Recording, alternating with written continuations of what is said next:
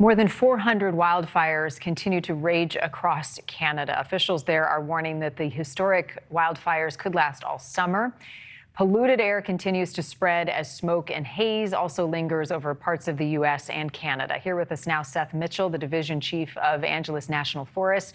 Seth spent about 2 weeks in Canada managing about 300,000 acres of fire. Seth, hi to you. Thank you for being with us. Tell me specifically where you were and describe some of the conditions you saw. Yes, we left California and we landed in Edmonton. We were briefed by their coordination center in Edmonton. Shortly after, we went to the northwest part of the state and the Albertan province, and we were briefed from the Peace River Fire District. The Peace River Fire District then issued us multiple fires, 2 fires in particular. It was part of a complex. So we were there as an incident management team to help manage those 2 fires for the Albertan government. All right. And as I understand it, your job is to analyze fire behavior. Explain what that entails.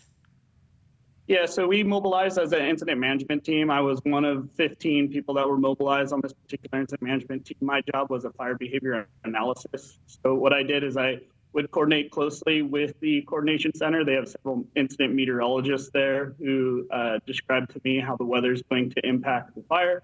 I then interpret that fire weather and I analyze what the fire conditions are going to do on the ground to safely inform firefighters what they can expect when they can see a ground run, if they can see surface fire, how far and out that fire may reach the critical infrastructures, such as oil and gas, any communities that may be out there, power lines, etc. Several of these fires are happening at once, kind of coming up against one another. How does that complicate the crews on the front lines and the firefighting efforts? It takes a lot of coordination, similar to here in California and the lower 48, including Alaska and Hawaii, we utilize the ICS systems. So Canada utilizes that same system, same with our Australian counterparts. And this gives us a common operating picture. And it also gives us processes that we're all used to using. So for us to go up into Canada, we utilize their processes.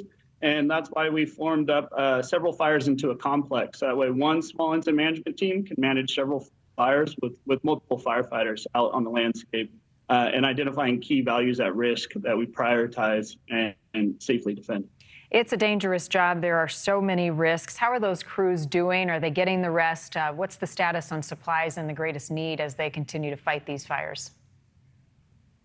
Canada right now is in a drought state. So from the western side of the province with British Columbia all the way over to Newfoundland, they've got fires spread out all over. So firefighters right now in Canada are really maxed out. So that's why they've brought in U.S. firefighters, and they've reached out to Australia as well. So we're coming in there, adding additional capacity to support their progress, but they're going to be in it for the long haul as long as these drought conditions remain. And is there concern that as fires in California start to spark, you'll have fewer resources to send to the north?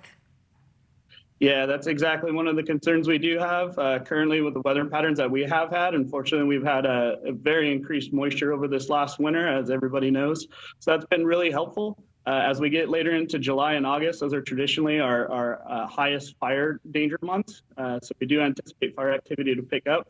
But as long as we have the resources and we're able to manage everybody's fatigue safely, we'll continue to support where we can.